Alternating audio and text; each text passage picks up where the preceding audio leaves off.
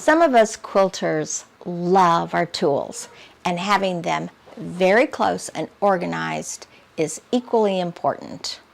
My name is Julie Pettyjohn. I'm with Pettyjohn Quilting and Embroidery, and today I want to give you a small tour of just what's on my frame or very close to my long arm quilting frame. I have a handy quilter, Amara, and I just finished a quilt, and before I put the backing on for the next one, I thought I would do this video and show you what I keep close by. I have this tripod on my machine so that I can record quilting. You may not be into recording, and that's fine. I do like to have this pin cushion that is Velcro here, so in case I need to pin something real quickly, then I've got that around. I also have right here a mister with water so that I can mist my backs and get any wrinkles out, or if I have any water-soluble markers, I can mist them.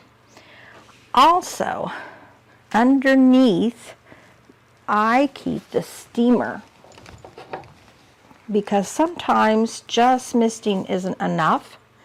And this is made by Homedic.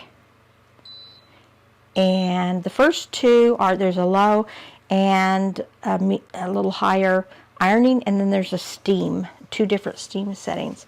And so right at my long arm, I can steam out any wrinkles that I'm worried about setting in and possibly causing a wrinkle on the back of that quilt. So I keep that. I also have under here this mirror. The Infinity models, I believe, have mirrors on them so that you can see your stitches. I used to just climb on my knees and get under there and look, but now, see, look, I can put the mirror under if I'm concerned, and I can check and make sure my stitches on my backing are doing okay. I also have a big trash can at the end of my long arm here for threads and things. And then one of my favorite little things is this little rolling cart. And one thing I like about this one is it has these little added things that you can put wherever you want on the edge. This little dish is where my bobbins that I have wound for my quilt are at. So I don't have any wound just yet for this next project. But what I usually do when I'm getting ready to start a quilt, I guess how many bobbins I think I'm going to need, and I'm usually pretty spot on, but I may be off one or two. If I think I need 5 or 6 bobbins, I go ahead, I wind them all at once, and then I put them in here. These are extra ones that I had left over, and so I put them in here. I use these little children's ponytail things to go around so the thread doesn't just start coming out everywhere. Now in this area I have some important tools. This tool is to change my foot, and this tool, and also to change my needle. This tool is for adjusting my tension on the bobbin, and so these are tools that I use every single time. So I've got them right up here in the front, and then occasionally I need just some little readers to help me if I need to pick some stitches out or something like that. Then I have some clips, which actually I really don't use all that often, but I like to have them there just in case. These were the clips I used to load my quilts, and I would use these to push down on the rod on the little snap system. I'm thinking about going back to that. Lately I've been doing zippers, and I'm just really think it's way too much trouble to have to stop and based on a zipper every time on my front and my back. These are needles in the back here. So as you can tell, I have trouble these days with close-up viewing, and these little glasses I got from Amazon, and they have a light and you can change the magnifier, so I can use them if I really need to get out in close and see something. And then this is a box with the different size magnifiers. Here are some extra bobbins. This is Sewer's Aid. I like to keep a few drops of Sewer's Aid in with some water for any thread that may have been sitting out and got a little lint on it. This I don't very often use, but occasionally if I'm working on an art quilt and there's sticky fusible stuff and I want to put some rubbing alcohol in here, and then clean my needle off now and then with a Q-tip. This is my remote control for my TV. Then I have a pin cushion, and I have some self-threading needles for times when I need to bury threads, but I really hate to bury threads. I don't do that very often. I usually sew over previous stitches. Now in here I have several of these brushes to clean out my bobbin area. Every bobbin change needs cleaned out and 1 drop of oil. So my oiler is always there. And then I have in here a seam ripper. Over here I have different marking tools. Like I have an air erasing marking tool, which is my favorite, a friction heat erasing, a water soluble blue pen. Now the reason I have these expos is if I want to practice drawing, like if I'm going to do free motion or something and I want to practice a stitch, and then I'll do that. I'm going to show you what I use for that in a minute. What is left here is a little flashlight. It's a great little flashlight for when I need to climb under the long arm and look at some stitches or examine something real close. And then I keep my TOA gauge here so that I can check. I like to keep my bobbin at about 180, and if I'm keeping my bobbin, every time I change threads, the tension number will be different.